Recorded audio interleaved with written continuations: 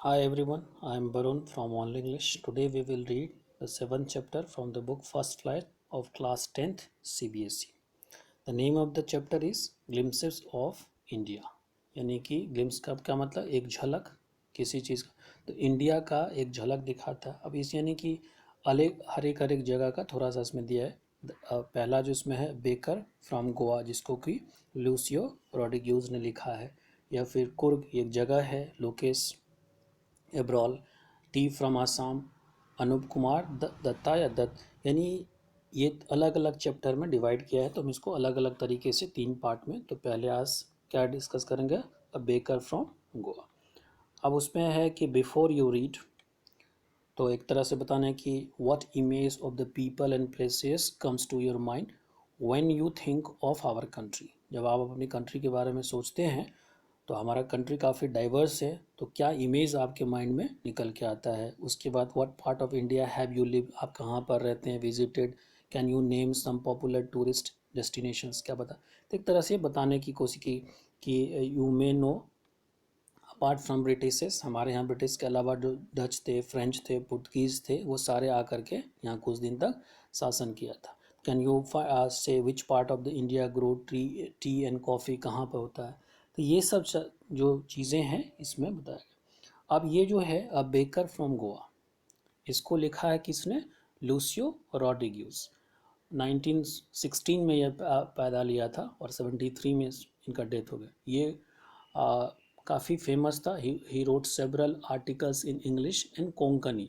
और कोंकणी में जो एक इन्होंने लिखा था, ये he was a very famous essayist, यानी एसे लिखा करता था कोंकणी में। और एक उन्होंने लिखा था सॉइल एंड सोल, वो काफ़ी बड़ा फेमस हुआ था कोंकणी में। बाद में इंग्लिश में भी उसको ट्रांसलेट किया गया था। तो ये क्या है, this is a pen portrait. Portrait का क्या मतलब होता है, किसी चीज़ का अगर पेंटिंग या फिर फोटोग्राफ या ड्राइंग करके डिस्क्राइब करते हैं, तो या फिर किसी चीज़ को डिस्क्राइब करते हैं, उसका एक जीवंत रूप बनाने की कोशिश करते हैं, तो उसको हम portrait. This is a pen portrait of a traditional Goan village, यानी कि जो गोवा का विलेज था, village baker who still has an important place in his society. उसका अभी भी अपने सोसाइटी में काफ़ी पहचान है, या एक तरह से उसका जगह है। हर सोसाइटी में होता है, चाहे पुराना हो जाए या नया हो जाए। तो यही बताने की इसमें कोशिश किया। अब क्या, काफ़ी छोटा सा चैप्टर है। Our elders are often reminiscing nostalgically. और रिमिनिंस का क्या मतलब होता है, रिमिनिंस का मतलब होता है टॉक और right about past experience that you remember with pleasure. तो रिमिनिंस का मतलब होता है, तो कहता है कि our elder are often heard reminiscing nostalgical. जो नॉस्टैल्जिकली होता है, यानी नॉस्टैल्जिकल जो होता है, इसका मतलब होता है कि आपको पास्ट की चीज़ बार बार जो है याद करते रहे। तो वहाँ दोनों का एक ही मतलब है कि thinking fondly of the past. So our elder are often heard reminiscing nostalgically, यानी उसके पास्ट के चीज़ों को याद करता है, पर आराम से उसको अनुभव होता है, एक अलग तरह की फीलिंग होती है। क्यों होता है, about those good old Portuguese days, यानी जो पुराना सा दिन था आपका, होता ना आपके घर में, या आपके जो ग्रैंड पेरेंट्स वगैरह होते हैं, वो पुराने दिनों को याद करके, क्योंकि उनके दिनों में जो अच्छाई थी उसको याद करके बड़ा खुश होते हैं। The Portuguese and their famous loaves of bread, जो पुर्तगीज थे और जो उसके famous loaves of bread. Loaves का मतलब क्या, ब्रेड का टुकड़ा, या ब्रेड के हम कह सकते हैं बंच में जो ब्रेड होता है।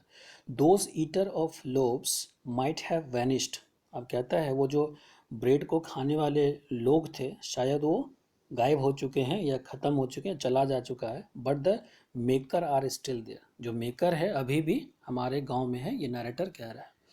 We still have amongst us mixture.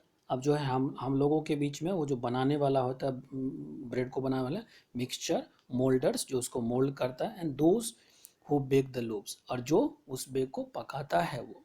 Those old day time tested furnace still exist. अब कह रहा है कि वो जो पुराने समय का चूल्हा था, फर्नेस का मतलब चूल्हा होता है एक तरह से, ये भी कह सकते, चिमनी भी कह सकते हैं।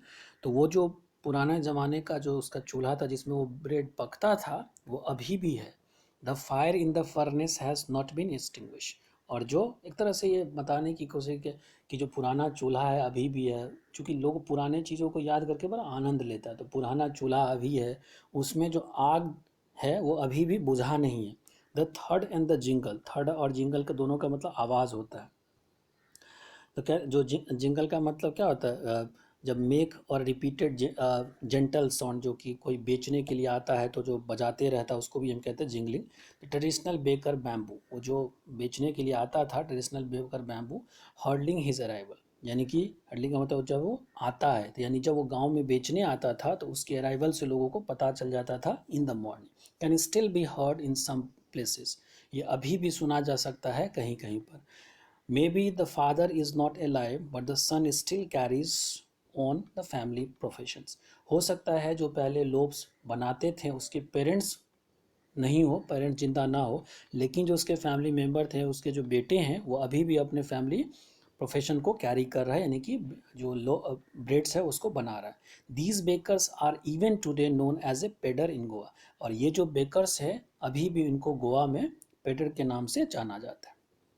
During our childhood in Goa, narrator कहता जब हम बचपन में थे, हमारा जब बचपन था गोवा में, जब हम बचपन में थे, the baker use to be our friend, जो बेकर था वो हमारा दोस्त हुआ करता था। कैंपेनियन एंड गाइड, और हमारा साथी होता था, गाइड भी होता होता था, जो कि आपको किसी चीज़ में समझाने में मदद करता। He used to come at least twice a day, वो दिन में 2 बार आया करता था। Once when he set out in the morning, जब वो सुबह में निकलता, सेट आउट का मतलब सुबह में कोई चीज़ की शुरुआत करते। Once when he set out in the morning on his selling round, यानी कि जब वो बेचने के लिए निकलता था तब। And then again when he return after emptying his huge basket, और जब वो पूरा बेच करके खाली करके लौटाता था। The jingling third of the bamboo woke us up from the sleep, यानी वो जो जिंगलिंग साउंड था उसका जो बजते रहता था घंटी की तरह, जो डमरू की तरह जो बजते रहता है, उससे हम लोग क्या करते थे, उठ जाते थे, हम लोग को जगाता था। And we ran to meet and greet him, और हम लोग दौड़ करके जाते थे उससे मिलने के लिए और ग्रीट कर, यानी धन्यवाद और एक तरह से विश करने के लिए, good morning. Why was it so, ऐसा क्यों था। Was it for the loaves of bread, क्या ये इसलिए था हम लोग उससे मिलने जाते थे क्योंकि वो हम लोग को लोब वो चाहिए था, ब्रेड चाहिए था। लोब, लोब और लोब्स, जो लोब का प्लूरल होता है लोब, तो loaf of bread, not at all, कह रहा नहीं ये बात नहीं थी। The loaves of bread bought by some पेस्काइन एंड बेस्टाइन, जो लोब्स ऑफ ब्रेड था वो कौन लाता था, जो पेस्काइन और बेस्टाइन था उसके द्वारा। ये पेस्काइन और बेस्टाइन जो होता था एक तरह से छोटा सा गाड़ी भी होता है बच्चों का, उसको। The maids the maid servant of the house, अब जो कह रहे दो जो लोब्स था वो कौन लाता था, the loaves of the loaves were bought by some पेस्काइन और बेस्टाइन the maid servant of the house, यानी कि घर की जो मेड सर्वेंट वो लाती थी। वट वी लॉन्ग्ड फॉर, अब यहाँ लॉन्ग का मतलब चाहना हो गया, कि हम लोग क्या चाहते थे। What we longed for were those bread bangles which we choose carefully, हम लोग जो ब्रेड बैंगल होता था, एक तरह से ब्रेड बैंगल की तरह बना करके बेचता था उसको। Sometimes it was sweet bread of special make, और ये कभी ये जो बनता था वो स्वीट होता था और स्पेशल तरीके से इसको बनाया जाता था। तो यानी बच्चे जो थे ब्रेड के लिए नहीं जाते, बच्चे किसके लिए जाते थे, जो ब्रेड बैंगल बिकता था उसके लिए। The baker made his musical entry on the scene with the jang jang sound of his specially made bamboo staff, यानी जो जो बेकर होता था वो जो एंट्री करता था तो वो अपने किससे झैंग झैंग की आवाज़ करते हुए एंट्री करता था, जो अपने उस बैम्बू से बनाया हुआ था। One hand supported the basket on his head and the other bang the bamboo on the ground, और फिर क्या करता था, एक बार जो है एक हाथ से अपने ऊपर जो बास्केट लिया हुआ था उसको पकड़ ले, और दूसरे हाथ से क्या करता था, other bang the bamboo on the ground, यानी कि बैम्बू को ग्राउंड पर जो बजाता था जिससे उसकी आवाज़ होती थी। We would greet the he would greet the lady of the house with good morning, और सुबह में वो ग्रीट करते थे लेडी वगैरह जो थी घर की, यानी कि जो पेरेंट्स वगैरह होते थे, मदर वगैरह, उसको ग्रीट करते थे। And the place his basket on the vertical bamboo, और वो जो वर्टिकल बैम्बू का बनाया हुआ था जिसको बजाता भी था उस पर रख करके और बाकी जो ब्रेड्स वगैरह थे देते थे।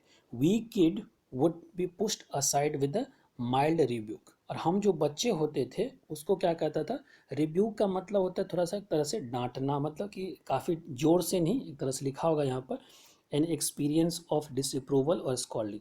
तो मतलब वो नहीं कि बच्चों को जैसे कि घर के बड़े को देना है तो बच्चों को थोड़ा सा साइड में इस तरह से, तो हम बच्चे जो होते थे उसको रिव्यू किया जाता था, and loaves would be delivered to the servant, और जो लोब्स होते थे वो सर्वेंट को दे दिया जाता था।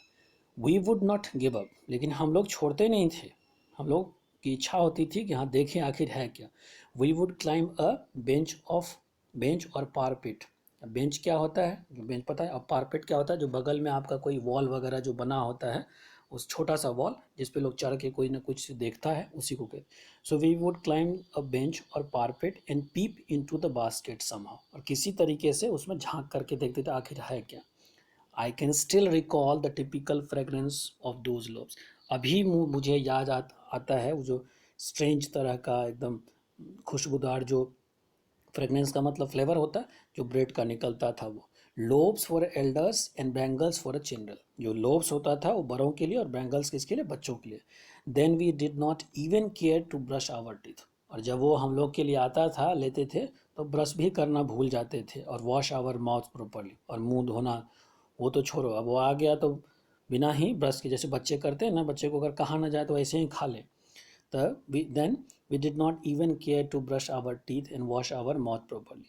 And why should we, और हम लोग को क्यों करें।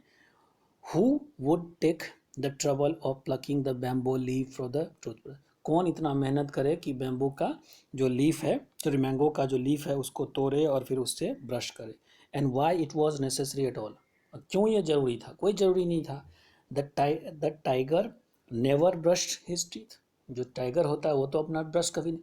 तो ये एक एक्साइटमेंट होता है बच्चों को याद करके कि जब कोई चीज़ उसको काफ़ी पसंद होता है तो बिना ही ब्रश किए खा जाता है, उसके बाद वो एकदम अपना आर्गूमेंट देना शुरू करता, अपना जो फेवर में होते अपने फेवर में बातें बनाना कि एनिमल जो है वो नहीं करता है। तो एक तरह से बड़ा ही इंटरेस्टिंग सा है, बड़ा मज़ा ये जो सुन कर के आ रहा है। Hot T could wash clean up everything so nicely after all, वगैरह की जो हॉट टी होता है, यानी सुबह में जो चाय पीते थे वो सब कुछ धो देता था, जितने सारे उसमें कोई जर्म्स वर्म्स नहीं होता था after all. Marriage gifts are meaningless without the sweet bread known as a bol. अब कहता है कि जो मैरिज होते थे कहीं पे, उसमें जो कहीं गिफ्ट दिया जाता था तो अगर वो ब्रेड नहीं दिया जाएगा जिसको कि बोल कहा जाता था, उसका कोई मतलब, फिर मैरिज में गिफ्ट का कोई मतलब नहीं है। जस्ट एज ए पार्टी और a feast lose its charm without the bread, चाहे पार्टी हो या फिर कोई बड़ा सा फीस्ट हो, कहीं ग्रैंड पार्टी दिया जाता है, कोई भोजन का आयोजन किया है, और अगर उसमें ब्रेड की व्यवस्था ना हो तो सोच लो खत्म है, पार्टी कोई मतलब नहीं। Not enough can be said to so how important a baker can be और फॉर विलेज। अब इतना ये कहना बड़ा मुश्किल है, नॉट इनफ, और ज़्यादा नहीं कहा जा सकता है।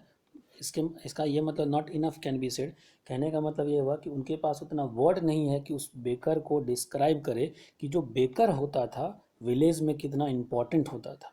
The lady of the house must prepare sandwich on the occasion of our daughters engagement, जो लेडी होते थे वो सैंडविच बनाते थे जब उसके डॉटर का एंगेजमेंट वगैरह होता था। केक्स एंड वॉलिन्स, जो केक्स और वॉलिन्स होता था, are made for the Christmas as well as other festival, Christmas और अदर फेस्टिवल के लिए बनाया जाता था।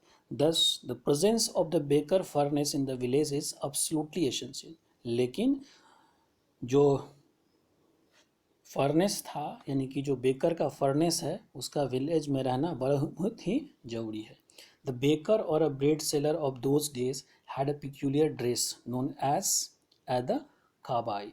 अब जो उस समय के बेकर थे या जो ब्रेड सेलर थे उसका जो ड्रेस था वो बड़ा स्ट्रेंज था स्ट्रेंज, पिक्यूलियर मतलब स्ट्रेंज होता, तो स्ट्रेंज ड्रेस नोन एज, उसको कहा क्या जाता था, kabai. It was a single piece long frock reaching down to the knee, यानी एक लंबा सा फ्रॉक टाइप से होता था और वो नीचे आपके घुटने तक होता था। In our childhood we saw bakers wearing a shirt and trouser, और हम अपने समय में देखे कि जो बेकर्स होते थे वो क्या करता था, जो ट्राउजर और शर्ट पहना करता था, एंड ट्राउजर और In our childhood we saw the bakers wearing a shirt and trouser which were shorter than full length one. जो ट्राउजर होता था वो जो फुल लेंथ होता उस उतना बड़ा नहीं होता था, यानी कि वो छोटा होता था. Longer than the half paints, यानी वो ट्राउजर जो होता था थोड़ा सा बड़ा होता था, हाफ पेंट से थोड़ा सा बड़ा, यानी कि वो घुटनों से थोड़ा सा नीचा होगा और उससे ऊपर होगा. Even today anyone who wears a half pant which reaches just below the knees invite the comment that is dressed as a pant. अगर आज भी कोई इस तरह का कोई ड्रेस पहनता है जो कि उसके घुटने के नीचे चला जाता है तो फिर उसको भी वही सुनना पड़ता है कि हाँ ये पैडर है. The baker usually collect his bill at the end of the month. जो बेकर होता था वो महीने के लास्ट में अपना बिल कलेक्ट करता था. Monthly accounts use to be recorded on the some wall in the pencil. और जो मंथली रिकॉर्ड होता था, यानी जो बेकर ब्रेड पहुंचाता था तो उसका रिकॉर्ड क्या होता था, लोग दीवार पे लिख देता था. Baking was indeed a profitable profession in the old days. और बेकिंग जो था, यानी कि ब्रेड बनाने की जो कला थी, एक प्रोफेशन था, ये उस समय बहुत ही बड़ा प्रॉफिटेबल था. The baker and his family never staffs. जो बेकर थे और उसके फैमिली जो थे कभी भूखे नहीं रहते थे. His family and his servants always looked happy and prosperous. जो बेकर्स होते थे वो और उसके परिवार और उसके परिवार के लोग और नौकर वगैरह जो भी थे वो काफ़ी खुश और प्रॉस्पेरस यानी खुशहाल दिखते थे. देयर प्लम फिजिक, प्लम मतलब मोटा सा जो एक तरह से फुला हुआ सा होता है, तो दिया होगा यहाँ पर प्लम यानी कि प्रेजेंटली फैट बॉडी. तो जो उसका प्लम फेस होता था was an open testimony to this. अब टेस्टिमनी का मतलब होता है प्रूफ. तो ये क्या public statement about a character और क्वालिटी, यानी कि जो उसका प्लम फिजिक होता था वो बता देता था कि ये लोग कितने खुशहाल. Even today any person with the jackfruit like physique. और आज भी अगर किसी के का जो शकल है या किसी का जो बॉडी है, जैक फ्रूट किसको कहते हैं, कटहल को कहते हैं, तो जैक फ्रूट की तरह अगर उसका फिजिक होता है, appearance is easily compare to the baker, तो उसको कहा जाएगा कि ये बेकर है. क्योंकि ब्रेड में आपको पता है कि ब्रेड खाने से फैट बढ़ता है, तो इसलिए यहाँ पर ये बात भी लिखी है. इसी तरीके से हमारा पहला जो पार्ट है, जो पहला पार्ट हमने पढ़ा है कि ये बेकर फ्रॉम गोवा, ये ख़त्म होता है. दूसरे पार्ट में दूसरे वीडियो के साथ पढ़ेंगे क्रूग. ठीक, till that time have a good day.